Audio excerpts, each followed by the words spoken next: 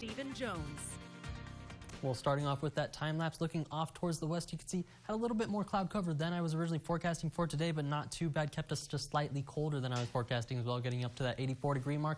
Then, of course, getting that nice sunset as those clouds are on their way out of the area now. And with that temperature starting to work their way down as well into the 60s, 64 here in town, 62 off towards the north for Sterling City and Robert Lee. A little bit warmer towards the southeast. Junction still holding on to that 71-degree mark in the I-10 corridor in those upper 60s. But all of us going to be coming down into those upper 40s, it looks like, for overnight lows tonight.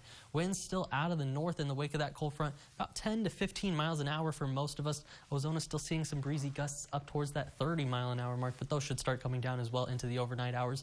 Dew points behind the front, a little bit drier. We were getting up into the 40s, but we're going to see the return of some of that.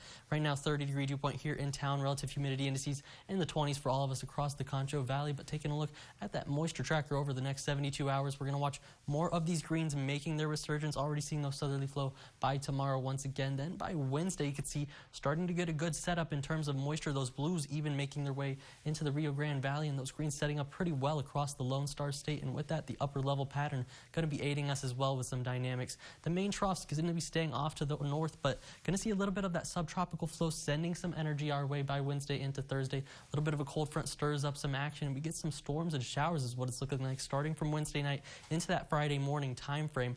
And we're going to see just how much rain we can get in terms of that. For today, the severe weather outlook really targeting areas towards East Texas, clipping just a little bit of Kimball County there. You could see that level 1 out of 5 risk, and that's where we did see a severe storm earlier going into tomorrow. Nothing severe, but we still could see a little bit of those showers and thunderstorms anywhere from about Crockett County into Kimball County, really isolated towards the southern part of the viewing area and further south. For right now, that radar you can see just lighting up the board, even tornado warnings off towards Louisiana, but mainly for Texas right now, seeing those severe thunderstorm warnings. As we get a little bit closer and I step out of the way, you can see really just targeting areas towards Austin. Saw some good hail earlier, and now it's eyeing San Antonio as those severe thunderstorms make their way closer and closer across the Concho Valley, sitting with those clear skies for right now. And when we go into that futurecast, you can see it was all because of this front really stirring up those showers and storms. Going to continue as it fizzles out, heading towards the east and southeast.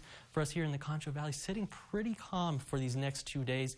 Monday or tomorrow night, maybe we could break that capping inversion and see just a shower or two. The last models earlier today were showing it up in Schleicher and Sutton counties there, but for right now, it's going to stay dry, but I'm going to keep that 10% chance on there for right now, just in case we do break that cap. By Tuesday and Wednesday, you see more of that moisture working in and more of those showers and storms starting to take shape, especially off towards the north whenever we get into Wednesday night, and that's where our model data starts to run out, unfortunately. In terms of accumulations, look at this starting Wednesday through Thursday into Friday morning. That's where we could see a good ½ inch to an inch. Best totals going to be off towards the south and east for the Concho Valley, and these are going to get nailed down as we go through the week ahead. And of course, spring break is over now, so looking at that school forecast for tomorrow, 48 degrees, starting off pretty chilly in the morning, going into tomorrow night, topping out about that 85-degree mark, looking like a pretty good start to the work week. And as we work through that 7-day forecast, you can see the 90s going to take their return by Tuesday. That's where we really start to see the rain taking shape Wednesday night into Thursday, especially moving out of the way as we go into Friday afternoon. And then this next weekend, going to be warming right back up towards that 90-degree mark with overnight lows holding around those 60s.